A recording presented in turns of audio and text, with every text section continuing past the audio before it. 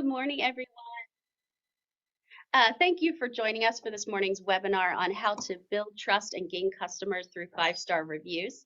For those of you who don't know me, my name is Christy Simon, President of the Central Maryland Chamber, and I'm so glad you're here.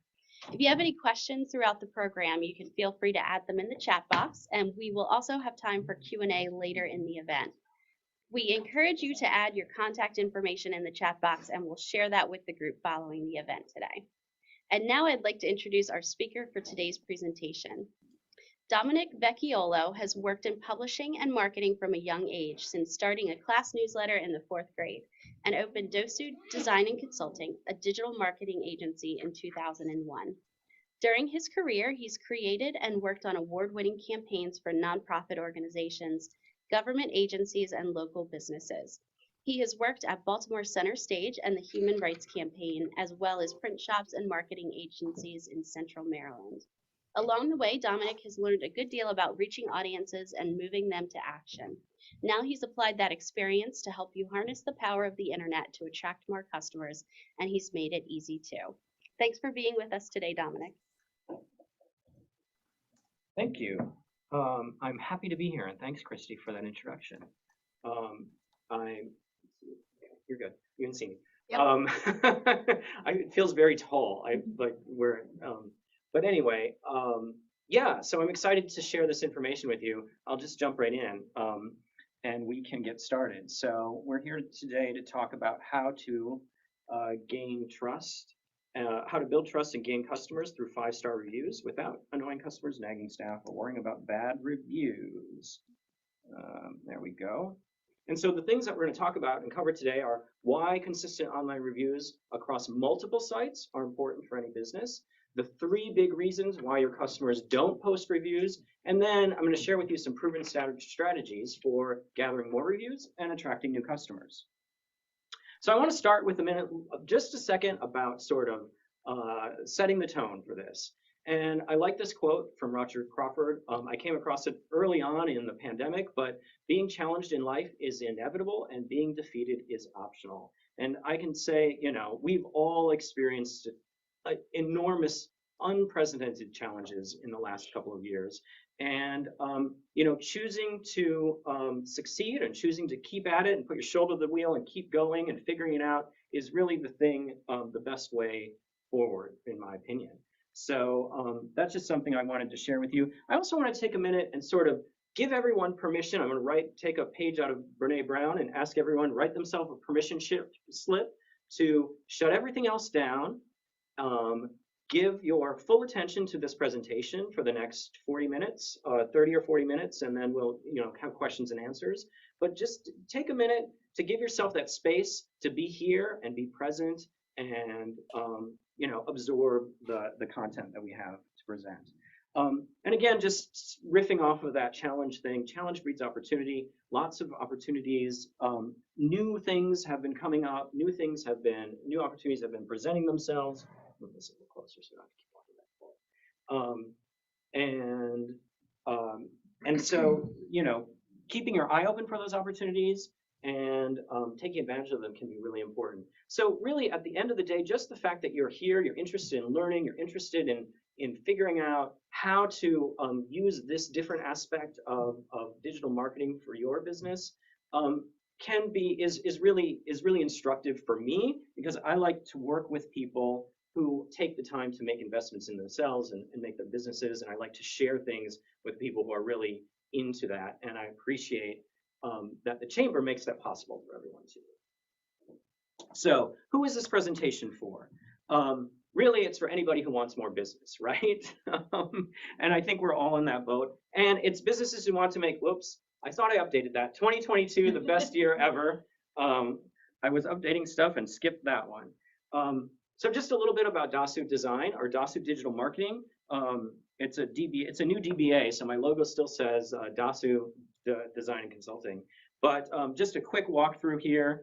I started my company in 2001. I went out on my own. My background is mostly in nonprofits and associations, so I did a lot of membership materials and association-related materials for a lot of time, print mostly.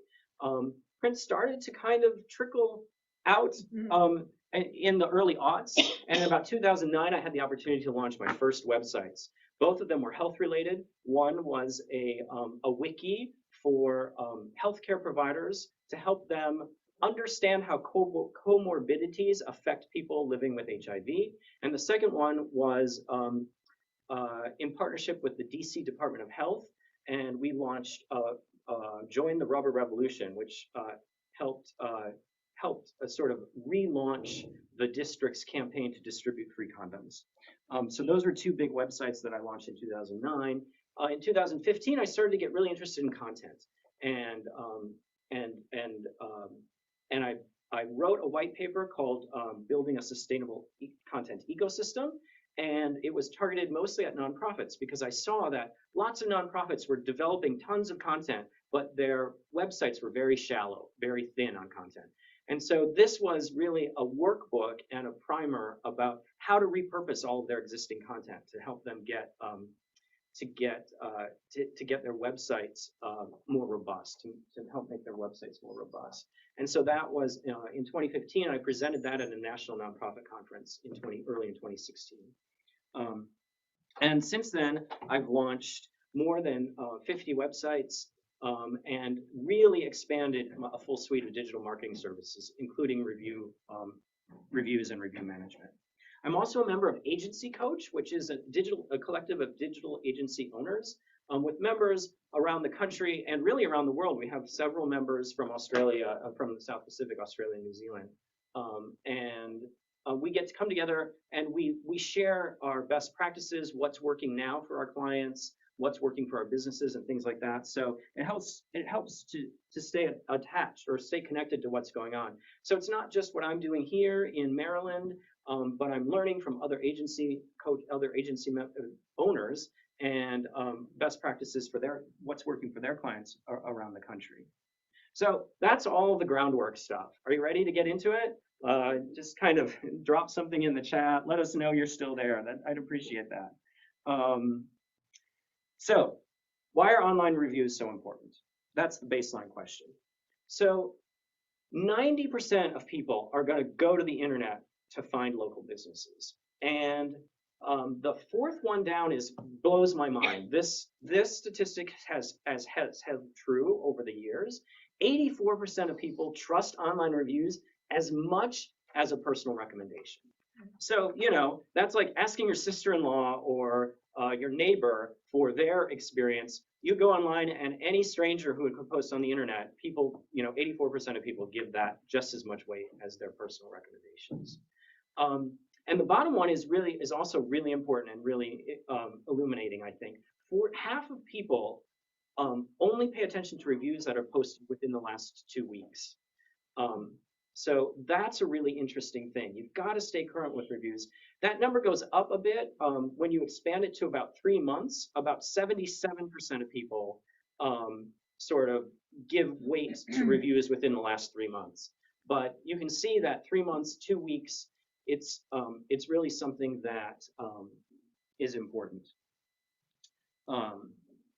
So here's a question for everyone. So you do a search. In this case, I did a search for Dallas landscaping. And I'm interested to know, if you look at this, you've got this result in the Map 3-pack.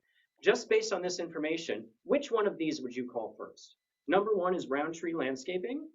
They have 0 reviews. Number 2 is Scapes Inc. They have 26 reviews and a star rating of 4.7 on Google. And Sea Green Landscape and Irrigation has 16 reviews with a 3.6 star rating. I'd love for you all to kind of chime in. I don't have control of the chat, but I think I can pull it up. I can. Oh yeah, I can pull it up. Yeah. So yeah, just pop it in the chat if you can really quick. Which one? 1, 2, or 3? Which one did you choose if you are on it? I've got some folks around the table here saying number 2. Choose the consensus yeah, in the chat. Absolutely. So that's the truth. 90% of the people that I survey on this slide say that they would choose Scapes. So Roundtree is clearly doing something right because they're showing up as the top in the Map 3-pack, but they have 0 reviews. And so people are passing them over to go for Scapes because Scapes has the most reviews and the highest star rating combined. So do people read the reviews or they just go with the star rating? Well, this is like a knee-jerk thing, and so we're going to talk a little bit about that. I'll talk a little bit about that in a later slide in terms of how the sort of flow works and why it's so important. Because the little secret is that when you get a referral from someone, or when someone gives a referral to your business, they don't pick up the phone and call. Most of the time, they don't pick up the phone and call you right away with that referral. They're going to check you out online first, and so this is one of the important elements of that. But some of the key factors in reviews, and this speaks to your question as well, the average star rating, obviously that's the big one, the big red number. The total number of reviews or lack of reviews, as we just saw with Roundtree and Scapes. The frequency of reviews, how recent are those reviews? That goes under the frequency thing with that statistic we just talked about, things that are older than 2 weeks. A lot of people discount. Also, the average rating across multiple sites. People will check you out on multiple sites, and they'll sort of get a sense for that. The last one on the list is the sentiment, the overall sentiment of those reviews. So that's where that comes in, actually reading them. Folks will skim them. I absolutely do this when I'm trying to choose a hotel or a vacation. I'll totally go into the reviews, and I've changed my reservation based on having chosen something, and then things have come up in the meantime where there's a consistent thread in those reviews that people are complaining about the same thing, and I'll be like, you know what? I'm going to look into this again and maybe make another choice. And then the second to last one there, how business responds to negative reviews, and I would actually amend that to say how business responds to reviews, full stop. So you should probably not just respond to the negative reviews. It's a good idea to respond to negative and positive reviews because it shows that you're engaged with your online audience, and people like to see that when they're choosing a business. A couple of other interesting things that have come up recently with Google and changes to Google. So last year, Google rolled this out, and I don't know if you've seen this yet in your searches, but if you put best in front of anything in your search string, it's going to return only results, even in the organic results, but definitely in the map pack. It's going to start returning results with only 4.0 star ratings or higher. And that's when you use the word best in your search string. But you also see the circle here, so that's the arrow at the top. The circle shows that when users can filter, so they can choose to even filter that, ratchet that up. I only want to see people who are 4.5 and above, or they can ratchet it down and open up the field a little bit farther. So people have more control now over what they're getting in search results, and it's based on those star ratings and those reviews. Another interesting thing that we saw, as this is from 2020, so this chart is from 2020 and early 21, when there was the initial lockdowns from the pandemic. So we were going along and we were seeing some small growth over the beginning of 2020 in Google My Business, which is now Google Business Profile. But the Google My Business lead activity in 2020 was starting to go up. And then the shutdowns hit us in March and April. And that's when we saw things just bottom out in terms of Google leads from your Google Business Profile. But what happened as soon as stuff started to open up in June and July, we saw a huge increase in call volume from Google My Business. So there was it went up 27% higher than pre-pandemic levels in this one report that we found. And the reason for that is that people were wondering, what's going on with your business, and people are still wondering that. Are you still open? Are you still a viable option? Are you closed? What are your procedures? This is more true and in this phase of the pandemic, as we kind of switch to it being more endemic than pandemic. We kind of assume, I walk around with a mask in my pocket. I just assume that it's going to be okay to go in without a mask unless I see a sign in a store, right? But medical practices, people are going to be looking that up before they go. Dentists, people are going to be looking that up before they go. There are certain things where people want to know what's going on with your business, and so they're going to check your Google Business Profile. The other thing that we've seen an increase in voice devices in the last few years, up about 55% And this is projected increase through 2024. I haven't looked at the numbers yet for this year as they're coming out, since we're coming to the end of the first quarter. I'll be interested to see where those are.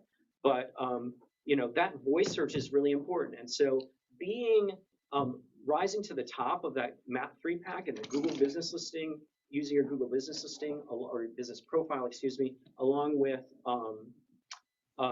those review star ratings is going to help your business show up in these voice searches earlier. And just another thing, if you're ever planning on selling your business, active management of your online reputation can actually add a measurable dollar value increase to your bottom line. So having a high star rating, having a consistent reviews that are actively managed and invited by current customers can make a difference in that valuation for your business. So here's the big question. What if I get bad reviews? So I go out there and I'm asking people for reviews. What happens when I get bad reviews? I've got two different answers for you on that one. First of all, you can behave like this business did. So this is a fish and chips shack out of Charleston, South Carolina.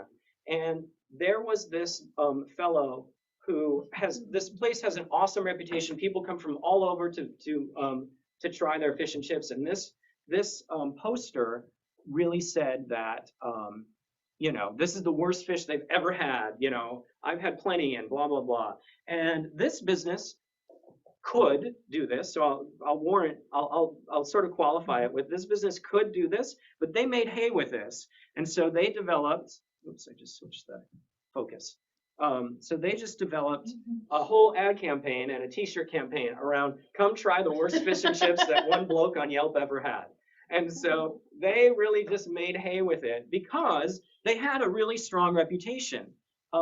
They've got 630 reviews on Yelp and something like 3,000 reviews on Google. And so they've got a really strong reputation. One bad review isn't going to take their reputation. And they really went to town with this because this person's sentiment was so off the track from everybody else. They were just like, they ran with it. And so that's one way that you can respond to negative reviews. Or it's important to know that with that, when we were talking when I was talking just a minute ago about how many reviews they had 630 reviews on Yelp and 2,800 or nearly 3,000 reviews on Google, that it takes about 40 positive customer experiences to offset just one-star review, one-star review. And the way that math works is that you're going to get one, just left to the general sort of people's general desires, you're going to get one positive review for every 10 positive customer experiences. That's just if you're left to natural. That's what studies show. And so to offset a one-star review, you need 4 5-star reviews or 5 5-star reviews to kind of wash that one-star review out. So that's where that math comes from. 40 different positive customer experiences to offset one low review. So this goes back to my question, or to my point from earlier that in response to your question about how do reviews lead to more business. So reviews influence all leads, even personal referrals. And this is a sort of a diagram of what I was talking about before. This is kind of how people think it works. They see you on TV or on radio or an ad. They see your website, or they see you on a website or mentioned on another website. They have a personal referral. They have, sorry, this was from another present. Again, another one I missed. I was focused on the forest and not the trees on this one. But yeah, they get all these things, but they don't go straight to your business. What happens is they get that referral, and they're going to go to your website. They're going to check you out on Facebook and Google, look at your Google reviews. They're going to look for more personal references. They're even going to look at Yelp, which I'll be honest, and I don't mean to denigrate anybody, but I'm not a huge fan of Yelp. So,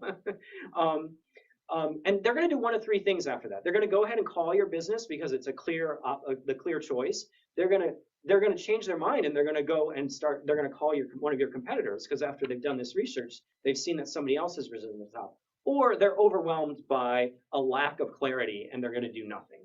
And so we obviously want them to choose your business, right? And so the question here becomes, how many opportunities is Roundtree missing from our earlier example in the Map 3-pack? Well, I can go online and I can say to Google, how many searches per month is, is Dallas landscaping coming up with? And um, so I can do the math. And when I did this, it was an average about 880 searches in Google per month for Dallas landscaping. And so that's really about 10,560 searches per year, right? And those aren't just searches, those are customers. That's 10,000 potential customers that Roundtree is missing out on each year. And so the question becomes, from that, is what's the average dollar sale for landscaping? We can take a guess. They could, it could range wildly. But let's just say that the average dollar sale for this business is about $1,000. So, how many new customers would Roundtree need to recapture for justify putting some money behind, paying attention to their reviews? It could be just one, as few as just one, maybe two. So a lot of folks assume that they've done everything they can to get great reviews. You've personally asked your happiest customers. You've trained your employees to encourage people to leave reviews. You provide awesome service, right? We all do. We bug all our friends and family. Hey, leave me a review. Hey, can you leave me a review? I really need reviews right now. But the reviews never come. And why is that? It's because of these three things. These are the three reasons that people don't leave reviews. They don't think they have time. They forget to do it, or it's too complicated. They don't think they know how. They can't find your listing. They don't know which button to click, whatever. And so a lot of folks assume there isn't a way to solve this. And so now we're getting into the part where we're going to talk about the strategies, some simple things you can do that make it quick and convenient for people to do it, remind people to do it, and make it easy. So let's start with making it easy. One of the ways, and I took some liberties here, in Photoshop, one of the ways Olivia. one of the ways to attract reviews is to put a button on your website. And that button can link right out to your reviews profile. And in our case, when we work with people, we actually lead them to a funnel page where we get folks to, and you could build a simple funnel easily either on your website or something like that, where you ask them straight up, did you have a good experience, a positive experience, or did you have a negative experience? And if they had a positive experience, we take them straight out to this second funnel page that says, hey, that's awesome. We're glad you had a great experience. Can you help spread the word? And we give them links to the sites that we want to get reviews on. And then we give them, once they choose, we also give them a little quick example of exactly how to leave the review. So there is a little bit of instruction there in case they want some instruction. And then we take them straight out to the review pane. So we don't just lead them to our business profile. We lead them straight out to the link that opens up the window where I can type in my review and post it. Now, what happens if they had a negative experience? We don't take them straight out to that review thing. We still make it possible. But first, we say, hey, you know what? We hear you. We don't like to hear that you had a negative experience. We strive for 100% satisfaction. Please let us know what we can do. Here, fill out this form. Now, if the person doesn't want to fill out this form, there is a line at the bottom in the small type with a link that says, you don't want to let us know about this, you don't want to talk to us directly, you can still leave a review. Click here. And then it takes them back out to the thumbs up page that I just showed you. But I'll tell you what, most people just want to be heard, right? And so they'll take this opportunity, they'll fill this out. When we work with people directly, when we work with businesses, we get that email and it goes straight out to the business. So we can follow up with them and say, hey, do you want us to help you respond to this? Are you going to do it? What's happening? How do we help? How can we help? And so you get that real-time input. And you might even avoid that negative review going up online.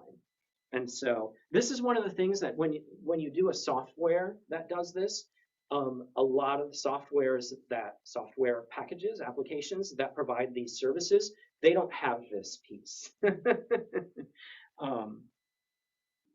So then how do we help them remember? One of the ways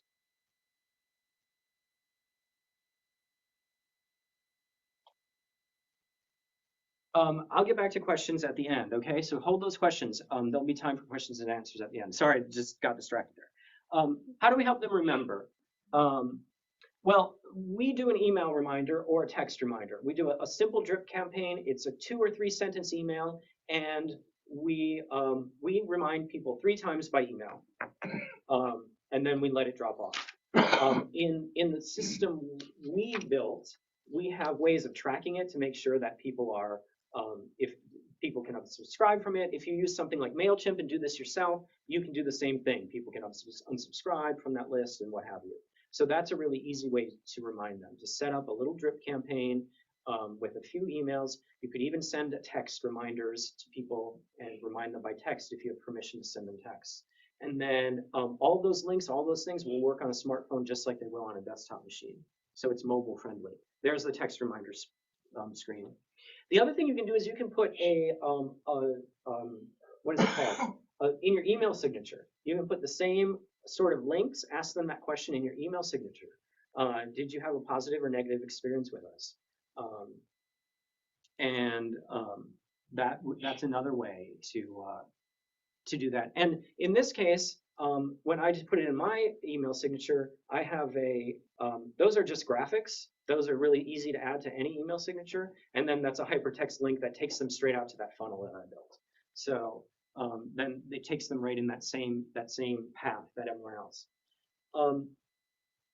One great thing that you can do as well is you can spread the word on social media. So when you get positive reviews, you can share those reviews on your social media account. We're working with several companies right now, and we're keeping our eye on recent news. If anyone has heard about recent news and reviews, recent news from the FTC about people picking and choosing which reviews they put on their websites. There have been cases about this recently. And so we're keeping our eye on that to see what's going on with that and where that lands. But there are some, not governing, but some, the word isn't coming to me, but some administrative bodies that are paying attention to reviews on websites these days. And they want to make sure that you are presenting a fair picture of people's experience with you.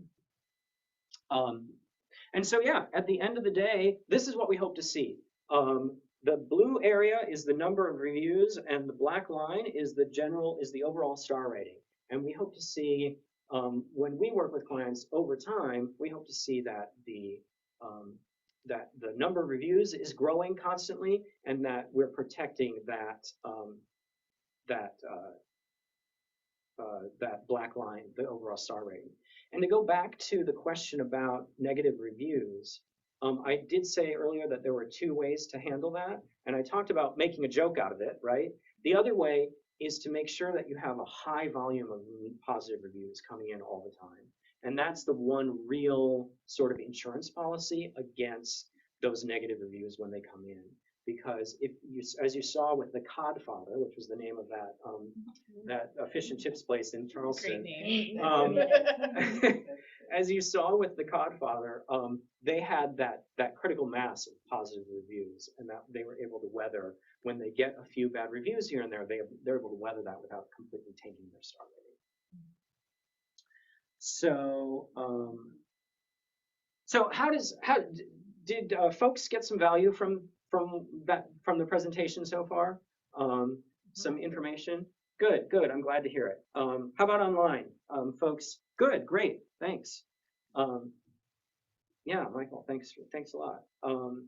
Yeah, I really hope that you did, and I want to help you with any other questions that you might have too. And so I would like to ask, if you all don't mind, if you actually, I like to keep an eye on what's going on in sort of the reviews world. And so one of the things that I would love for everyone to do, if you wish, is I have a survey. It's at dossu.com/survey. And it's 2 questions that's just about where your reviews start, where you think your reviews are, and do you think you need any help with it, and where that might be. And so that's really straightforward. But I really just, this first question is really cool for me, because it helps me get a sense of how many people are actually paying attention and are interested in their reviews, or not interested, but know what their status is. And so, yeah, if you all don't mind, that would be really awesome. There's some information at the bottom, and I can get back in touch with you if you want to talk more about it. And that's one of the things that, as sort of a service to the chamber and for sort of a thank you to everyone who's participating, if you ever have any questions about a review or a negative review, I'm offering that as a total, get in touch with me and let me know, ask for my opinion, because I'm happy to help on that front. I'm happy to be your go-to guru for online reviews for chamber members. So I do have a question. yeah, absolutely. Yes, hi everyone. I don't know if this has been addressed before I came here, but it's like, how do you get people to care enough to review? I think that's the big question that I have, because most times you see that people review mostly when they have like shitty experiences. Right. You know, people don't review, well, if the service was great, they're just like, oh, it was great, and they just like really move on. But how do you get, what are the incentives? Do you have to give incentives, or what do you have to do to get them interested in reviewing, either good or bad? There are two factors to that. One is volume, is just making sure that you're asking everybody, because that's that volume that, when we talk to those, when I talked, there was a point earlier, and I wasn't sure if you had arrived yet, but there was a point where it takes 40 positive customer experiences. Right, so you want to try and get that 1 out of 10, you want to try and get that up a little bit into a few more, higher one. And so just making sure that your volume of requests is up, that's an important thing. That's going to help. So you stay in front of people. In terms of getting people to care, one, you've got, providing really great and stellar service is a big piece of that. That's going to be really important because people are invested. And your messaging around that, a lot of times when we do messaging for our clients, we talk about, hey, you know what? Your review not only helps us, but it helps other customers. So you're appealing to their sort of altruism about helping other customers get a better sense of what the experience of working with you is like. And so that's another way of sort of getting the attention. But honestly, a lot of folks, really just getting in front of them is the key thing. Not in terms of harassing them, but getting in front of them and kind of staying in front of them with little short messages. Hey, just following up. Hey, it'd be great if you left a review, let us know. And I have one client who we only do texts with. We send them text messages, and I'll go through in my back end, in the process we have set up. We can see if people clicked thumbs up or thumbs down based on the tracking on that funnel. And I'll see, when I see people who click thumbs up and never got to leaving a review, I follow up with them with an email that is, the from is the business owner's name. It says it's from the business owner. And it says, hey, I saw that you had a great experience. Thank you. I'm glad to have that feedback. Can you please, blah, blah, blah. And so it's a little bit longer, but I'm trying to make that personal connection and ask them. And that's been really successful. So just sort of that follow-up can be really key. Dominic, do you want to hold questions to the end? No, this is Michael has pretty a question Yeah, on. absolutely. Michael, you want to unmute yourself and ask your question? Absolutely. Hi, Dominic. How are you? Hi. How are you? Good to see. Good to hear you. Yes. Good to see and hear you as well. So I have always had this really probably bad opinion of, yeah, we're B2B. Reviews are for B2C customers. If I'm going to a restaurant, I want to read a review. Nobody's going to read a review about websites or software, any of the technical stuff that we do. It is useless. Comments, help prove me wrong. I just, that's kind of where I've been. I don't know that it's true, but that's just been my general impression. No, B2B reviews. So a couple of things for B2B. First of all, that star rating is going to help you in that map 3-pack. It's going to help. It's not the be all and end all in that map 3-pack, but that's going to help you show up and rise to the top. It's one of the factors, one of the ranking factors. So that's an important thing in terms of search. Also, I would say that business owners are people too. So if you're marketing to business owners, they want to see they want to hear that same warm, fuzzy feeling when they're dealing with another business. Just because you're B2B, you're still dealing with people. And so I really feel that having reviews to some extent is still really important, because you want your business, at the end of the day, and I'm learning this more and more all the time, your business is run on those personal relationships. I know that Kurt is out there selling websites and making connections with people one-on-one.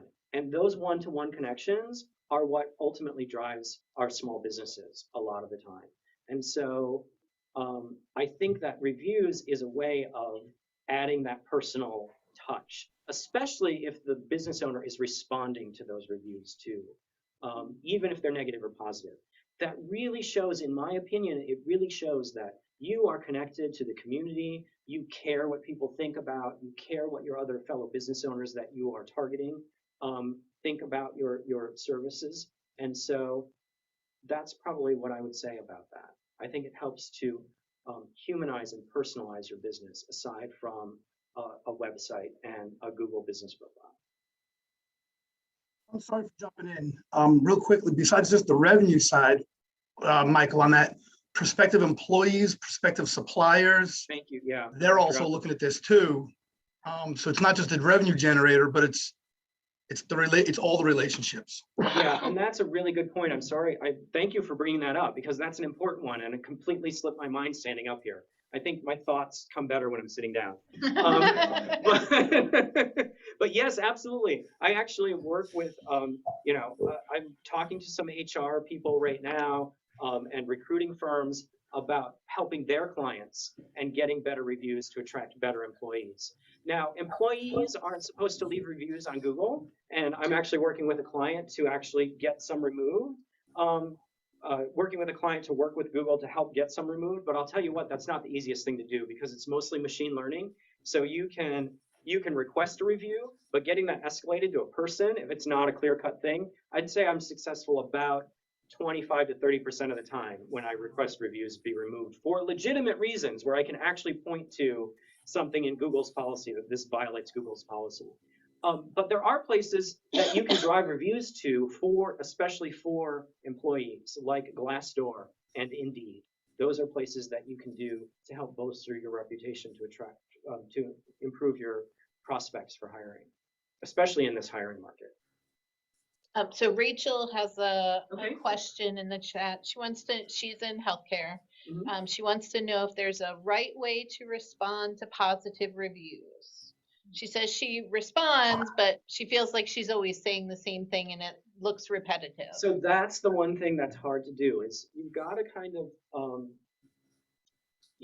especially in the medical world, you've got HIPAA things. You can't really divulge anything that the person hasn't already shared. And so you do, I feel your pain on that one. And so you do have to kind of come up with some different approaches over time to respond, so it doesn't look like it's a canned thing. It can be hard to do if you're responding to all of them, depending on the volume. So yeah, the answer is yes, you should try to switch it up somehow. And then getting creative about doing that. I mean, that's part of what we do. So you just have to kind of get into it in the moment and try and figure out how you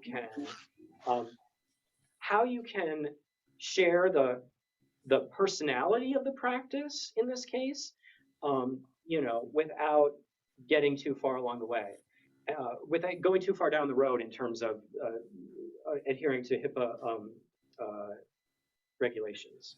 Okay, and then Beth Hayden has a question as well. Beth. Okay, a couple things actually. There is one review on Google that's from a client who's now living in another country, and my former last name is being used. There's another review that is from somebody who has never reached out to us, number one, because I check every reach. I'm not the decision maker for that side of the business house, but we don't do that kind of insurance that they're asking for.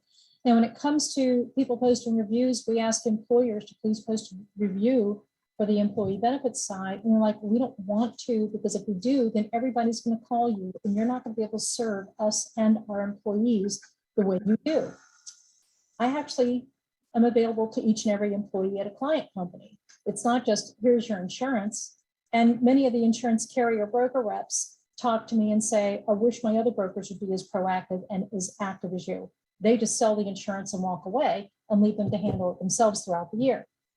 So how do we get them to post a review and understand I'm still going to have time for them?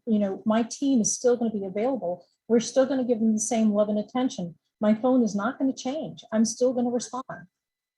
I respond on vacation. Yeah. That goes a little bit to scalability and trust in my experience, in terms of making sure that your current clients understand that you aren't the only person in the office, that you do have a team, and that your services are ultimately scalable. And so that messaging, some messaging along those lines and reinforcing that with them might be helpful in easing that particular concern. But on top of that, their second concern is every time they do say anything, or if they do say anything, other brokers reach out to them and say, but I can do better. And they don't want to be sold at. And many agencies go in and say, oh, well, they're not doing this, they're not doing that. We can do all these things, all these bells and whistles, and then try to take them away. They end up coming back to us after 2 or 3 months after they've been broker directed away. They come back. There are a few that we don't want back, however, which that's another story. But they end up coming back because they find out that horse and pony show that they just reviewed was not a heart and soul review. Well, and this might be a case where reviews aren't the be all and end all for every business either. So there are lots of other not opportunities, but other digital marketing channels that you can pursue that might be appropriate. And so there might be a way that you can kind of walk the line where you're asking for testimonials from specific people that fall in the categories that you want to, whether it's a long-term client that you've really had for a long time that isn't going to go anywhere, that can weather the sales calls. So that might be the case in this situation. I mean, I appreciate that you want people to get you testimonials, but maybe testimonials on your website is going to be a better solution for you rather than those sort of widely available Google reviews.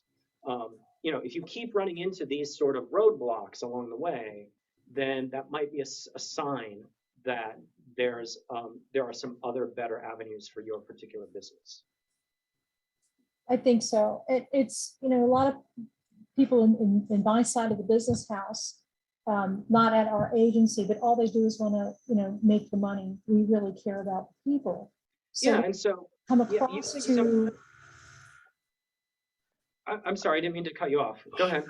We want that to really come across, and that's the biggest issue, is that when we do show that with our clients, which we do, my team does especially, because it is dealing with human lives. Just like I think it was Rachel who was mentioning that she's in healthcare and there's some things that you have to be very careful about.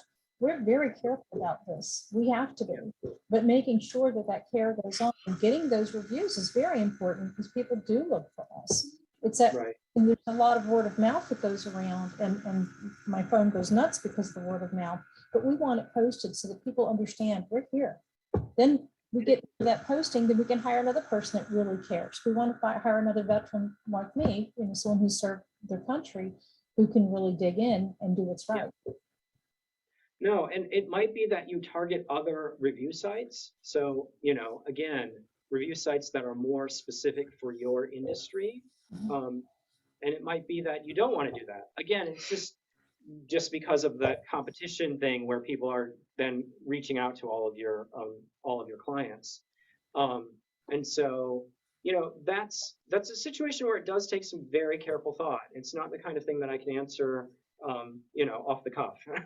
Right. So, but you dig into that, right? You dig into that for whichever clients you have, you find the best solutions. Yeah, absolutely. That's absolutely true. We offer, in addition to, and I don't mean to turn this into a sales thing by any means, but in addition to reviews, we offer a full suite of digital marketing services, and we sit down with each client that comes to us to figure out where are they in the life cycle of digital marketing and what makes the most sense. And so, there are those foundational things, Google reviews, and reviews are one of those foundation pieces at the bottom of what we do. There's the website, the social media presence, and the Google reviews. And so all of that works together to build that picture for people who are looking into you. And it might be in the case of your particular company that those reviews are less important. And what you might want to do, and again, off the cuff, so I'm not sure this is the best answer, but surveying, sending out a survey to your clients. So it's not, so you're still getting that feedback, but it's private. Putting a checkbox on it that says, can we share this publicly? And then posting those comments that are appropriate directly to your website or to your social media, and circumventing the public things. And that way you might be able to say, Betty G, and without putting their particular company name, although that might go towards weakening the authenticity a little bit. So again, it's all give and take a little bit, but yeah, it's definitely an interesting sort of challenge. So Beth, I'm going to jump in here for just a second because Okay. I've been listening to some of your issues, and I've actually had a one-on-one with Dominic, and I've promised him at some point I'm going to engage him. So I know he doesn't want to turn this into a sales pitch, but if he has time, I would highly recommend you sit down and talk to him, because I've worked with a lot of SEO in the past 30 years, and a lot of digital marketing companies. A lot of them blow smoke, and a lot of them say the same stupid thing over and over again. And Dominic is one of the few people that I went, oh, this guy actually has a clue, and he's not going to try to blow smoke up my whatever. So. And I agree. There's so much email campaigning at us. Every time we open our inbox, it's like more email vomit, projectile vomiting of, you've got to buy our solutions. We do this, we do this. And it's like throwing spaghetti at a wall, I'm guessing, from their search engines or their email campaigns to go after us. And they really have no clue who we are. But you want to have somebody who takes the time to pay attention to who you are. I had a client one time. We do not do SEO and those types of digital marketing services. We stick with the programming and web development and stuff. And I'm not going to sell myself any more than that. But I actually worked with a client who did hardscapes, pools, retaining walls, things like that. Cool. And he got with a digital marketing company that said, oh, you do landscaping. The man said he has never gotten so many calls for mulch in his life. But that's not what he did. And they would not take the time to pay attention to him and go, oh, you don't do mulch. What do you really do? Because they had him for all these keywords, landscaping and stuff. And they did a great job for stuff he didn't sell. Right. So find somebody like Dominic, or just use Dominic, that's going to take the time to listen to you. That says, okay, this is what we're doing. This is how you restructure your website. This is where your customers are coming from, and really give you a full picture of what you can do for digital marketing. Because I guarantee you it will be a good investment in the long term. That's fantastic. I had to bless out one of the insurance carriers because they keep posting people as being audiologists that aren't audiologists. They're actually cancer doctors. I sent them an entire list, pulled it off the website, sent it to them, and stopped because my clients are calling me saying they had an appointment. They were turned away at the desk and still had to pay for the appointment. This has been happening over the years. Many times it happens. And I know to call and check and ask the questions. So what you're saying is correct. We don't do truckers. And then I see the stuff up there posting about truckers. So this is a fantastic presentation for us to learn from. I think this is great. I'm going to definitely let Candace know so that she would be aware, because it's very important she knows. She's the president of our agency. I was going to let Dominic He's on here. I would love to. So let's let Dominic finish Yeah, his presentation. Thank you very much. I appreciate the robust conversation going on. Is there one more question here? Yeah, so Rachel from DeMayo, does having Google Ads make a difference to the number of reviews you might get? So a pay-per-click campaign has a very specific purpose in my world, and it's for engaging active searchers. So, I was talking about foundation stuff, and then we have active searchers, and at the top, then we have people who are sort of unaware of what your offering is. So the active searchers are people they have money in their hand, they have a problem that they need to solve right now, and they're looking for it, and you want to show up for them. So your Google business profile is one of the ways that you show up. Pay-per-click is another way. A Google ad is another way. And then Google Display, the Google Display Network is more for building awareness. So that's not for active searchers. So those pay-per-click ads, those show up at the top of your search results, right? Those are for active searchers. And that's where, and that's where those kind of, I don't think they're super connected in terms of getting more, helping you get more reviews, but it will help you get seen by people who are actively looking for it, as long as Michael pointed out, as long as you're targeting the right search terms. So I'll just finish with a quick short anecdote to sort of speak again to the conversation that was happening here. One of the things that I'm really big on in my business is community. And so my background is in theater. I grew up, my undergraduate degree is in theater management, and I have a background in activism. So theater, I started in theater because when I was a kid, I was probably 5 or 6, our neighborhood kids got together, and our neighborhood was semi-rural. Everyone had like about 2 acres, and we were in a neighborhood that everyone had like 2 acres of land. So it wasn't super tight community, super tight, but there were lots of kids that kind of the same age. And we got together and we decided we were going to put on a play. And I just remember the whole neighborhood kind of getting behind that and kind of getting into that. And so, some people went and sold tickets for $0.25, and so people bought tickets. One of the neighbors made lemonade and snacks, and they sold concessions at the intermission. Some of the kids were too young to read, and so it was the 3 Spinners, and it was from like, how you have like the grade book, the grade school reader that has all the different reader stories in it, and they always have a play in it too. And this was the play in that one. And so I actually was would hide behind someone and whisper their lines to them, and then I tiptoe over to the next person and whisper their lines. My dad cleaned out the garage, which was a big deal. It would be even a bigger deal today, 40 years later. But my dad cleaned out the garage and built a little proscenium, put some 2x4s down, and that was like the edge of the stage. And people brought their lawn chairs and set them up.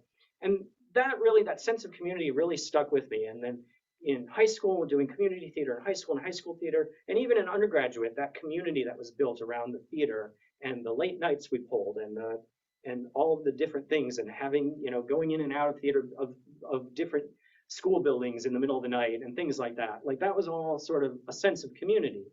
And then that sort of transferred. I came here to work at Center Stage in Baltimore. And that sense of community continued. I went from Center Stage to work at the Human Rights Campaign and activism, again, activating communities, building communities. And I've since, in the last 20 years of running my business, I've come to learn, after working with large associations and then government entities, and then kind of switching more to local businesses, that working with local businesses is really another great way, another aspect of really kind of building community and engaging community.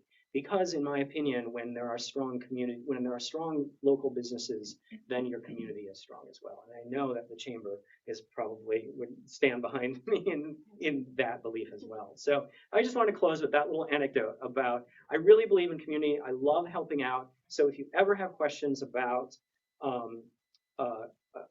reviews specifically or digital marketing, feel free to reach out. I'm sure the contact information will be in the follow-up email. So yeah, I'm always here. So thank you everyone for your time and attention. I really appreciate it.